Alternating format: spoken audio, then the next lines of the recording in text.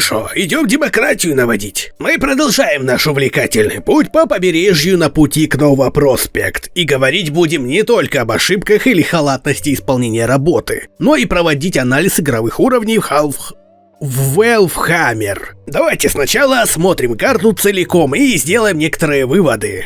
Данный уровень выстроен прям максимально линейно. Мы из пункта А можем видеть пункт Б, нашу конечную цель, и цепь препятствий к ней, которая в свою очередь также линейно усложняется. Сначала опасность минимальна, нас просто учат жертвовать жизнями муравьиных львов и нажимать на кнопки. А далее нужно учиться маневрировать и искать обходные тропы. Косяки. Самый очевидный встречает нас в самом начале. Вероятнее всего, из-за желания сэкономить лишнюю грань дисплейсмента, он был сделан на тяп-ляп. В результате вышел ляп. Модели камней имеют проблемы с освещением и текстурами. Кстати говоря о камнях. На этот можно взобраться, а почему на этот нельзя? Невидимые стены, да, все побережье утыкано ими, местами излишне. А вот где нужно, не поставили, этот тупик можно преодолеть. Можно заметить спавн солдат из воздуха. Внутри бункеров стоят пулеметы-автопилоты, которые никем не управляются. А их радиус работы увеличен до 2000 юнитов. Но даже этого не будет достаточно, чтобы достать игрока у воды. Знаете, вообще у меня была мысль, что в этом месте поначалу должен был находиться не пулемет, а снайпер. Только он бы мог вести огонь на такой огромной дистанции. Но зная скорость его стрельбы, завалить его трупами жуков было бы слишком просто. Возможно, поэтому имеем что имеем. А может, это все мои фантазии. Однако идем дальше. Можно сколько угодно наблюдать за тем, как транспортник висит неподвижно в воздухе и ждет команду от триггера. И между тем, авторы забыли приделать ему отсек для десанта, он же их не на своей спине доставлял. Кстати, каким образом комбайны попадали на пляж? Не гоняли же они транспортники каждый раз туда-сюда, и доты их же как-то доставляли? Я так понимаю, существовала группа беглецов, которые планировали на этой лодке сбежать с острова, но кто ее, во-первых, сюда затащил, а во-вторых, как бы они ее спускали с такой высоты на воду, не убив себя? Надежный план, нечего добавить. Как эти двое комбайнов оказались там? Их не было только что, где веревки, по которым они спустились? А, вот и последний беглец. Если вернуться на карту после смены уровня, то туман уже не скроет обрезку рендера. Вы можете воочию оценить степень оптимизации уровня. Это я еще не упомянул наличие окклюдеров внутри стен и скал. Это все-таки 2004 год, тогда еще думали над оптимизацией игр. Тюремный двор, и начинаем с Хаммера. Ну, во-первых, в тюрьмах не могут быть такие огромные водоотводы, тем более прям под прогулочным двором.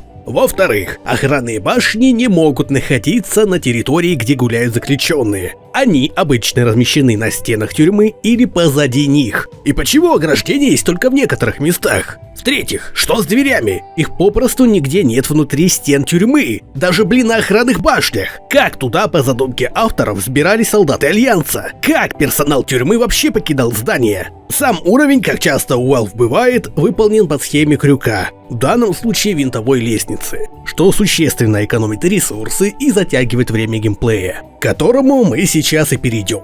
Комбайны, находясь внутри люка, можно абсолютно безнаказанно расстреливать болванчиков. Все потому, что нас от них отделяет непроницаемая для их взора стена. На поверхности та же история с дальностью зрения NPC. Игрока далеко не сразу выходит увидеть, а когда они нас видят, мы можем очень просто скрываться за камнями и расстреливать их оттуда, стоя в полный рост. Все потому, что зона у камней также ограждена непроницаемой для глаз NPC текстурой.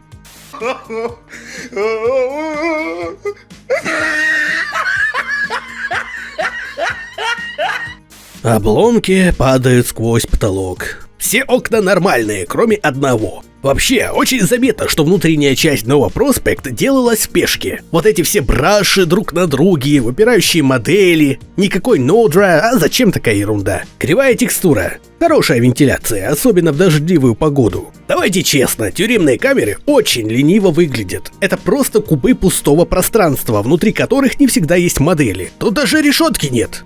Висящая в воздухе раковина. А где труба? Откуда здесь хэдкраб вообще мог быть? Это ж секретный охраняемый объект Альянса. Дыра в потолке и мусор на полу несопоставимые, к тому же, что выбило стену. По сюжету мы можем через камеры видеть, что нас ожидает далее. Но самих камер нигде в Nova Prospekt нет. Либо разработчики так спешили, что забыли их установить, либо сущности как таковой не существовало еще на этапе разработки Nova Prospekt. Два соседних кабинета с разной высотой потолка. У второго даже лампы нет внутри. В коридоре тоже потолок ниже, чем в кабинете. Это как? В то же место модель трубы обрезается посреди комнаты. Не, я не успокоюсь. Что с высотой потолков? В каждом помещении она своя. Откуда взялись барнаклы в котельной? От тебя и...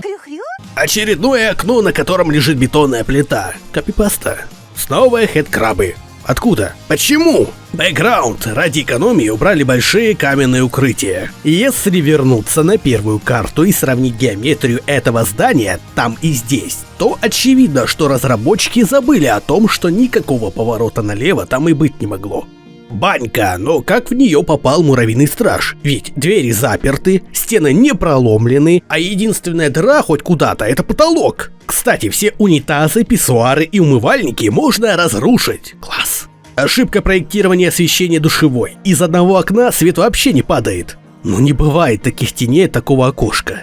Несколько моделей пересекают друг друга. Недальновидность разработчика. Можно не сражаться со стражем, а просто открыть двери, которые он, конечно же, не пройдет. Ну вылезай, я ж тебя в покое не оставлю, я ж тебя найду. Игровая условность, но все равно комично. Чтобы еще больше сэкономить, дверь камер сделали просто текстурой на стене. Так, ну это точно халтура. Дверь можно было через скрипт запретить открывать до отключения стены. Комбайн не может подорваться на мине только потому, что его не пропускает невидимая стена. Солдат дня просто стоит и ждет, пока мы их впустим. Приходите в мой дом, мои двери открыты. Криво работающая стена Альянса, еще и тень отбрасывает странно. А вот как правильно ломать вентиляцию. Начиная с этой карты, можно бросать радиаторы в противников. Ну ты видел? Видел? Это уже мейнстрим. Нам намекают на радиаторы. И опять некрасивый переход между картами. Почему? Бэкграунд уровня. Что тут комментировать? И все тот же бэкграунд. Когда мы отходим от окна, пейзаж за окном увеличивается. Прачечная, все те же беды с фоном. Да откуда ты? Кухня, окно криво окрашено. Очень неестественное освещение, которое исходит из одной лампочки за стеклом. Не, зачем бронированные стекла заколачивать листами ДСП? Товарищи комбайны не реагируют на Фримена, пока сражаются со стражем. Какие волшебные двери!